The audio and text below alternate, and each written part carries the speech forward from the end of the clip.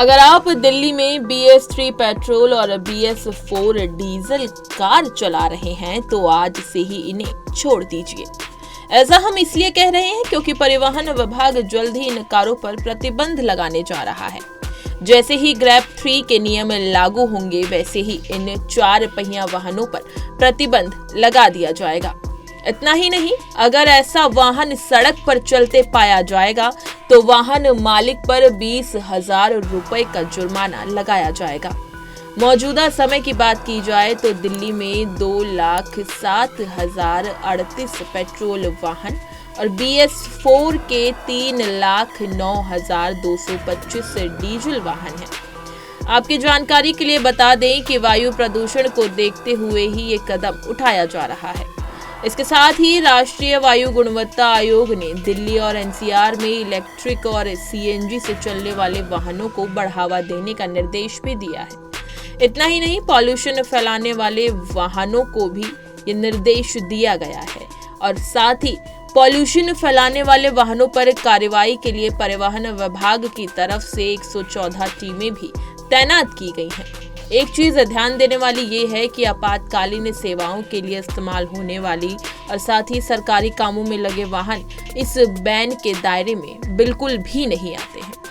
बात करें भारत स्टेज की, इंजन से निकलने वाले वायु प्रदूषण को देखने के लिए ही भारत स्टेज की शुरुआत की गई थी, जिसे वन और पर्यावरण मंत्रालय और जलवायु परिवर्तन की ओर से लगाया गया था। भारत स्टेज उत्सर्जन मानक यूरोपीय मानदंडों पर आधारित है। रिपोर्ट्स के मुताबिक मानक लागू होने से ईंधन में सल्फर सामग्री, नाइट्रोजन ऑक्साइड, हाइड्रोकार्बन और पार्टिकुलेट मैटर की कमी दर्ज की गई है।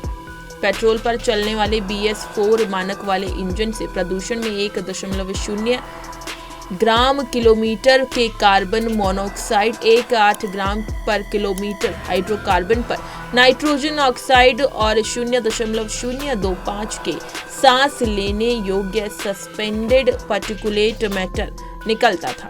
BS मानक से वाहनों से होने वाले प्रदूषण का पता चलता है। इसी के जरिए ही सरकार ये पता लगाती है कि इंजन से निकलने वाले धुएं से कितना प्रदूषण हो रहा है।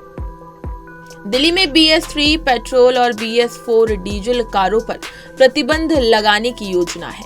अगर कोई शख्स इन कारों को चलाते हुए पाया जाता है तो उस पर 20,000 रुपए का जुर्माना लगाया जा सकता है। जानकारी के मुताबिक आपको बता दें कि वायु प्रदूषण को देखते हुए ये कदम उठाया जा रहा है। इसके साथ ही राष्ट्रीय वायु गुणवत्ता आयोग ने दिल्ली और NCR में इलेक्ट्रिक और CNG से चलने वाले वाहनों को बढ़ावा देने का निर्देश भी दिया है। इतना ही नहीं, पॉल्यूशन फैलाने वाले वाहनों पर कार्रवाई के लिए परिवहन विभाग की तरफ से 114 टीमें भी तैनात की गई हैं।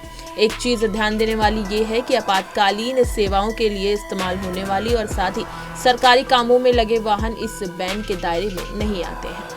इसी तरह की तमाम खबरें और अन्य अपडेट्स के लिए बने रहिए हमारे साथ और देखते रहिए punjabkesari.com।